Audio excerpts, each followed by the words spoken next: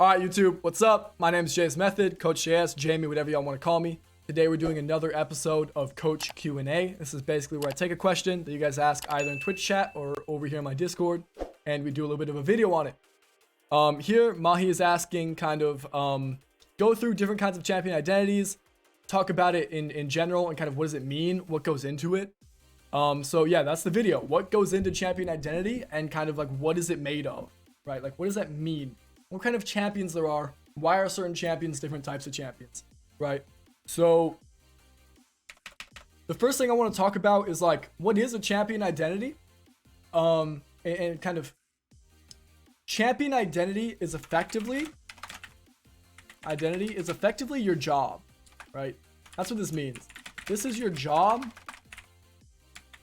and role within every situation, right? Your identity will tell you whether, playing front to back or having flanks, one isn't necessarily better than the other. The way that you tell is based off your identity, right? What does your team want to do? How do your identities fit together? What is your role? How do you succeed, right? What are you good at? What are you bad at? How do you want to win? How do you want to stop them from winning? That kind of thing. So there's different types of champions, which is kind of their identity, right? So we talk about, we can talk about the types of champions. There's a bunch of mages, right? So, we have the control mages. Those are things like Victor. Those are things like Orianna, like Azir, these kind of champions. We have poke mages. These are the longer range, Xerath, Ziggs, Lux, these kind of champions. We have burst mages. These are your, Annie's, Vex, Zoe. In this question, he asks, I mentioned Annie and Vex have similar identities. Why? Well, so they're the same type of champion, right? They do the same things, and I'll break down what that means in a second here. We have assassins, right? These are your, Zeds, Fizz, that kind of champion. You have your scalers, right? I call these hyper scalers. Some of these like names change based on who you ask or whatever, but the point is that these champions have similar jobs, right? They do similar roles. The hyper scalers are like your Cassidins, your Vigars, your Corkis, your Kales, this kind of champion. You have your bruisers, you have your tanks. Bruisers are like Tryndamere, Garen, these kind of champions. You got, I don't know, your tanks, these are your Gallios, maybe you're playing a tank mid, maybe you're playing Malphite or maybe you're playing Cho'Gath. You have your, in general, you have your duelers, right? These are your Yasuo, Yone, Irelia. I hope I'm not leaving too many out because people are going to like kind of, ask like, what am I champion, whatever.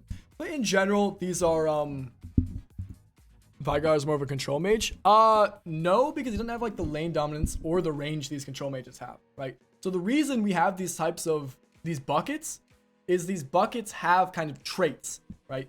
The reason we're able to kind of mark these things down is because they have certain traits, right? So now the question is, what are the traits, right? Like, what do we look at when we're deciding what a champion is? Well, you look at range, right? How big is their influence? Like, how long is their auto attack range? How long is their, their spell range, whatever. We look at, scaling or kind of how well do they do with gold, right? If, these champions have XP and they're level 16, they're going to be stronger than, these champions at level 16 with the same amount of everything else, right? How well do they scale? What's their range? Their type of damage in that, is it bursty or like burst versus sustain, right? And you'll notice that type of damage and range are actually kind of like inverse sides of the same spectrum, right? So like, let's say we have kind of like a range spectrum, and over here we have long range, and on this side we have short range.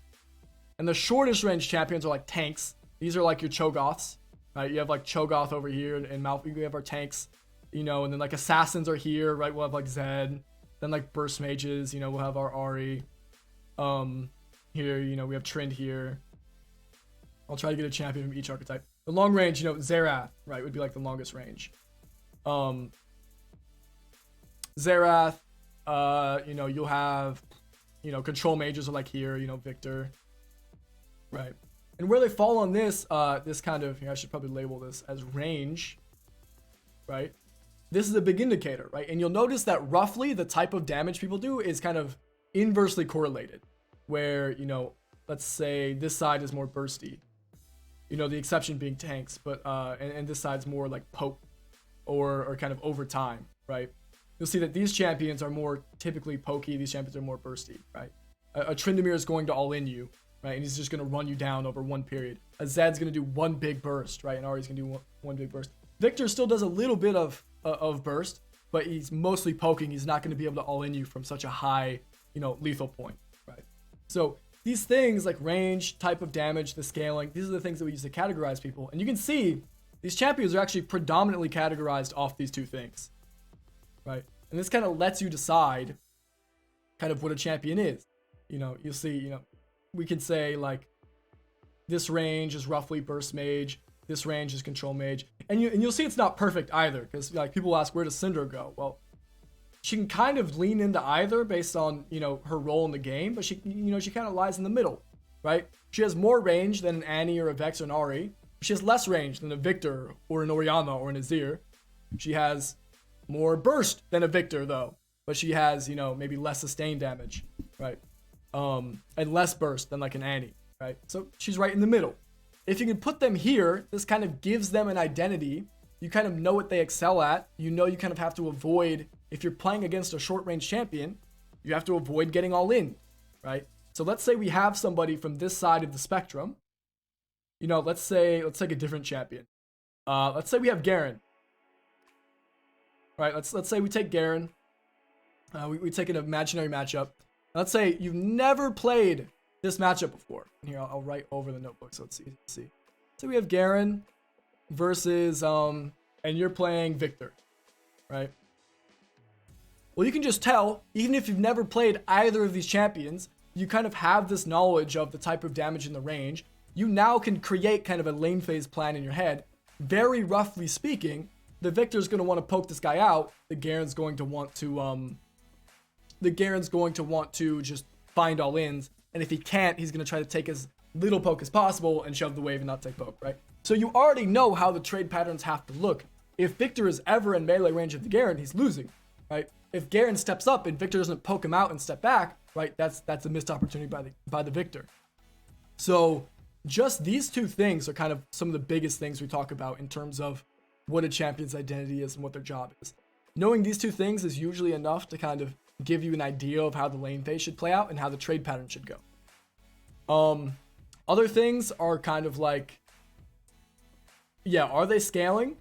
Right? If you're playing a scaling champion into an early game champion, again, you know, if you know that Victor scales a little bit better than Garen in the mid lane, then you can say, well, okay, so I know how the trades want to look. I know Victor wants to poke out and kind of zone off with his range, but he never wants Garen to get close to him.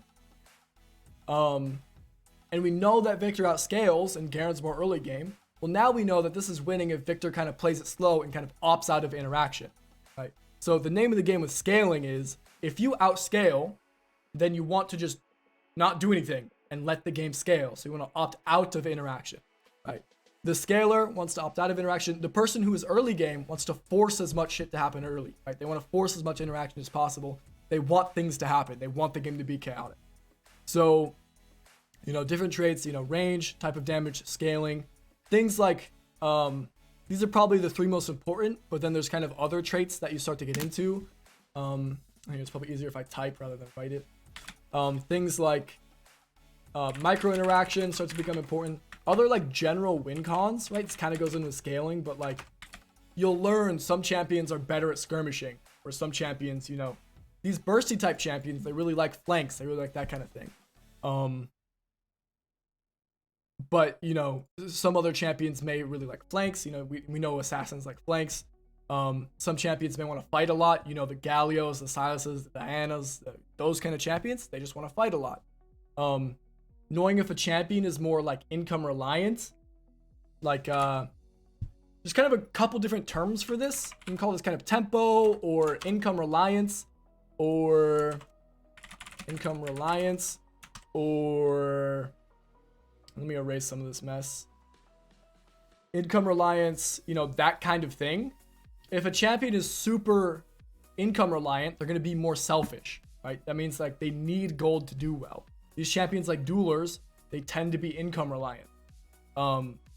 His bruisers tend to be income reliant. Assassins tend to be income reliant. they need to maintain high CS and they need to get lots of kills or they fall off, right?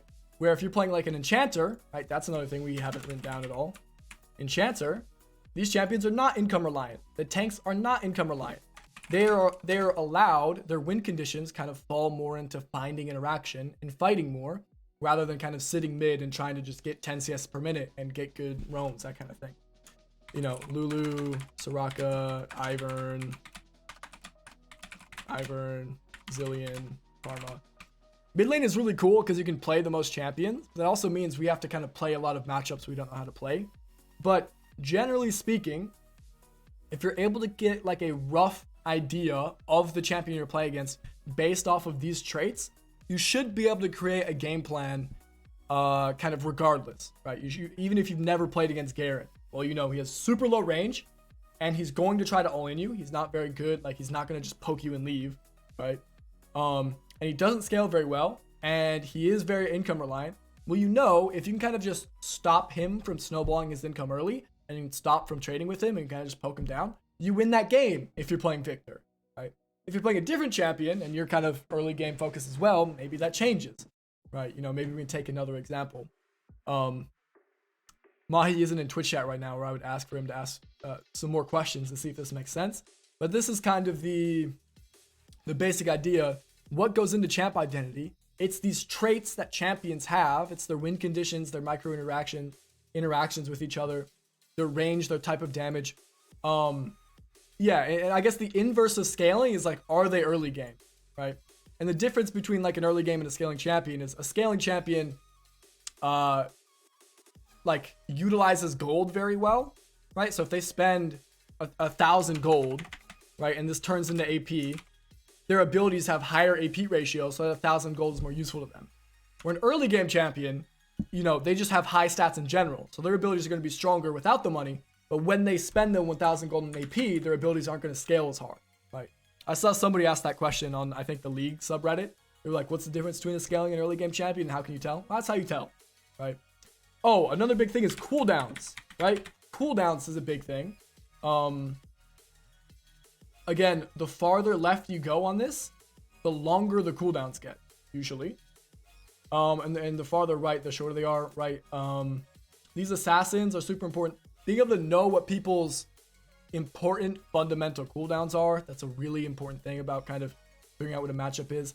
So if you go into a matchup, and let's say you've never played against Ahri, well, what do you need to know?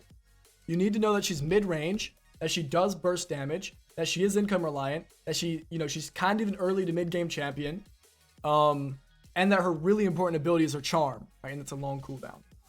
And when we talk about cooldowns, you know, I'll probably release a full video on this later. I kind of talk about, you don't need to know the exact number, right? That's kind of a misconception. You just kind of need to know the feeling of whether it's kind of really short, like a medium cooldown, or it's really long. So kind of the way I break it down is, here, let me kind of just draw it over here. You have short cooldowns, which are like, you know, these are like things that are under 4 seconds. Under 4 seconds. I guess maybe even you could say like under 6. But it's things like Oriana Ball, it's things like Syndra Q, that kind of thing is really, really short. It's still an opportunity if they use it, but it's super short, so the opportunity is super short, right? And then you have medium, which is anything from like 6 to 12 seconds. This is like most trading abilities, right? RAQ, RAW, those kind of abilities are going to be kind of medium. You just need to know when they use them, you have about 10 seconds. And then anything over 12, these are long cooldowns. These are your CCs, you know, your hard CC. These are your super fundamental trading abilities like ZW or Fizz E, or just really broken abilities in general, right? So, you know, just be able to know how long the cooldowns are of the champion. These are the traits that go into a champion's identity. Hopefully that clears it up. Hopefully that's a solid YouTube video. If y'all like this, come over to my Discord. If you have a question, you can ask a question. I'll answer it in a form of a video like this. If you want to see this live and ask questions live, you can also come over to my Twitch channel, twitch.tv/jsmethod. Leave a like, subscribe to the video. I appreciate y'all. I'll see y'all around. Peace.